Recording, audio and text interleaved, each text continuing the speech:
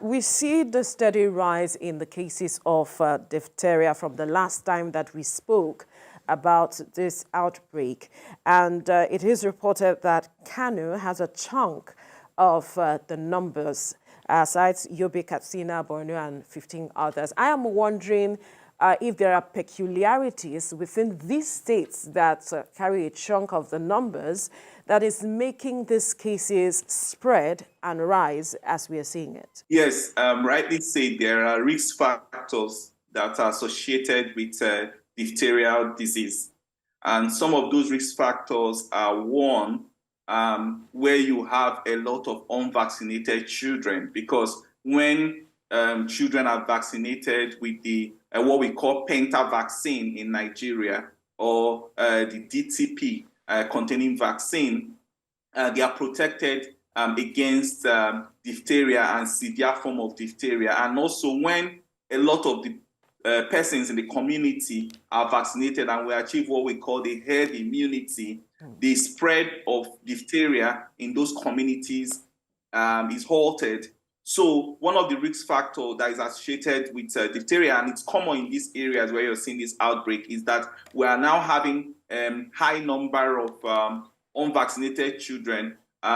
It's just important to point out that Nigeria has about 2.2 million zero-dose children. These are children who are yet to receive their penta vaccines, the first dose of their penta vaccines. And with that huge number of children, you could imagine why we're having such outbreak. The other risk factors are overcrowding and poor sanitary conditions.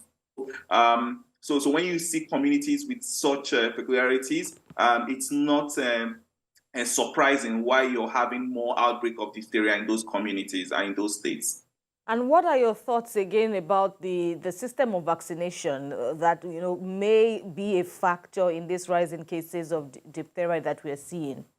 How sufficient is it, and how can we leverage upon it now that a task force has been put in place? So the thing is, the penta vaccine or DTP containing vaccines are valuable in public health facilities. They are given at 6, 10, and 14 weeks to children.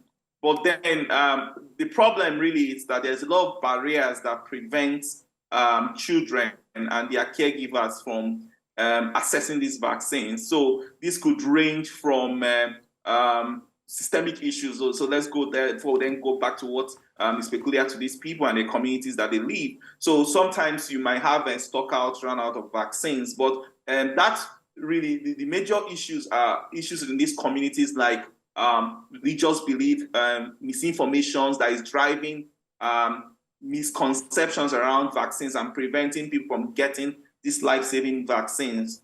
And now that we have this kind of a problem and Nigeria has put in place a desk, how far would we go in actually resolving these issues? You have mentioned some peculiarities in terms of the fact that there's the religious aspect. You would recall that during COVID, we have this matter of vaccine hesitancy and even resistance. And this is something we have had to struggle with over the years, especially in that area or that region of the country.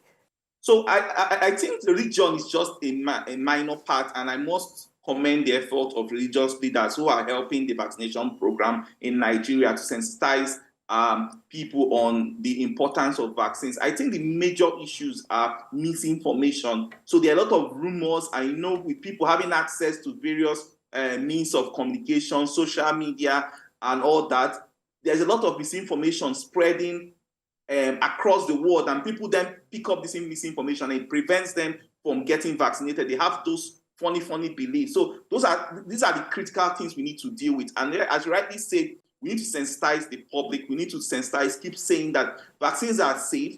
They go through a rigorous process during development, and they are tested before they are made available. And even when they are brought into this country, NAFDAC also tests these vaccines to make sure they are safe. I'm vaccinated. I can see I'm healthy. My child is vaccinated. So it's important that we continue to sensitize the people that vaccines are safe. And we should not just stop speaking about this maybe via television. We should also go to these local communities, find out who are those influencers that can really influence them. What are those means of communication? So town criers, speaking during sermons, during prayers, using community women leaders and traditional religious leaders to kind of speak to these people and to our people and emphasize that vaccines are important. And when you get vaccinated and you encourage members of your community to get vaccinated, you're protected from deadly diseases such as diphtheria.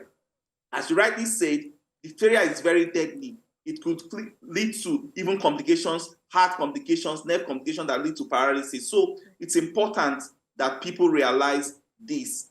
And in addition to vaccination, it's also important that people begin to protect themselves, right? Make sure that they are not coming in contact with wounds of infected people, and then avoid overcrowded areas, especially areas that are now known to have this outbreak of diphtheria, because these are other factors that can also lead to spread of diphtheria.